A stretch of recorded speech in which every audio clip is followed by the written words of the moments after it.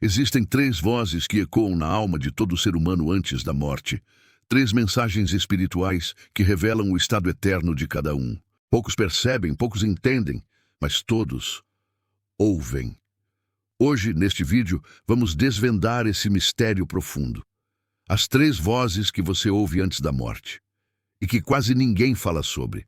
Prepare-se, porque o que você vai ouvir agora pode mudar completamente a forma como você enxerga a vida, a morte e a eternidade. A Bíblia diz em Eclesiastes 12:7: "E o pó volte à terra como era, e o espírito volte a Deus, que o deu."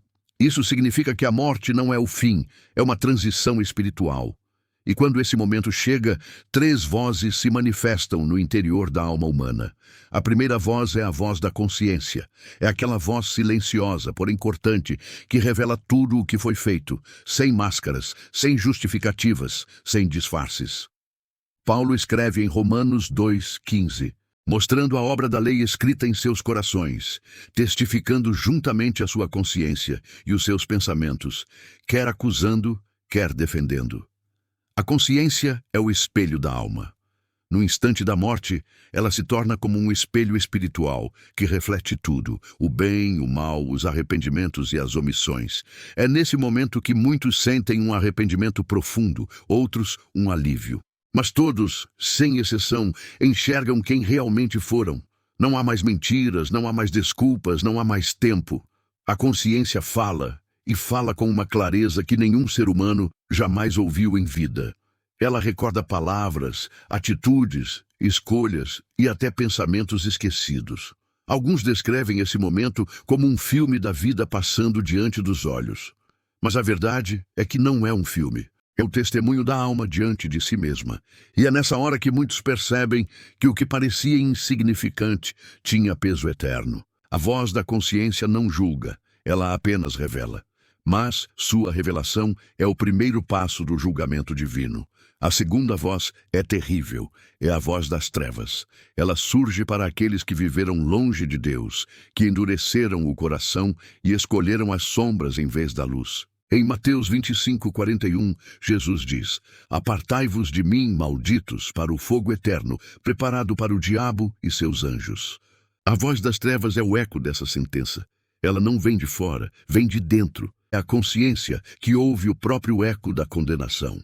Muitos sentem como se estivessem sendo chamados por algo, como se uma força invisível os puxasse para baixo. O corpo pode ainda respirar, mas a alma já começa a sentir o peso da separação de Deus. Essa é a voz que diz: "Agora é tarde." Você teve tempo. Você ouviu, mas não quis mudar. É o som do vazio espiritual, o som da distância eterna. E é nesse momento que o espírito humano percebe que o inferno não é apenas um lugar, mas um estado de afastamento absoluto da presença divina. Em 2 Tessalonicenses 1:9 está escrito: "Os quais sofrerão penalidade de eterna destruição, banidos da presença do Senhor e da glória do seu poder." Essa é a voz que tenta aprisionar a alma, a voz que zomba, que mente, que acusa. Mas há uma terceira voz, e essa muda tudo. Quando o coração ainda pertence ao Criador, antes que o corpo expire, o Espírito Santo fala. Não é uma voz de medo, é uma voz de paz, de consolo, de amor. Jesus disse em João 10:27, "As minhas ovelhas ouvem a minha voz, e eu as conheço e elas me seguem." Mesmo diante da morte, as ovelhas de Cristo ouvem a voz do pastor, e essa voz as conduz à eternidade. Muitos que estiveram à beira da morte relatam ouvir palavras como: "Não temas, eu estou contigo. Venha para casa." É a voz que transforma o medo em descanso, a dor em esperança, a despedida em reencontro. Em Salmos 23:4, Davi declara: "Ainda que eu ande pelo vale da sombra da morte, não temerei mal algum, porque tu estás comigo." É isso que acontece no instante da morte para quem caminha com Deus. A voz do Espírito cobre todas as outras. Ela silencia a voz da culpa, anula o eco das trevas e conduz a alma ao descanso eterno. A voz de Deus é suave, mas irresistível.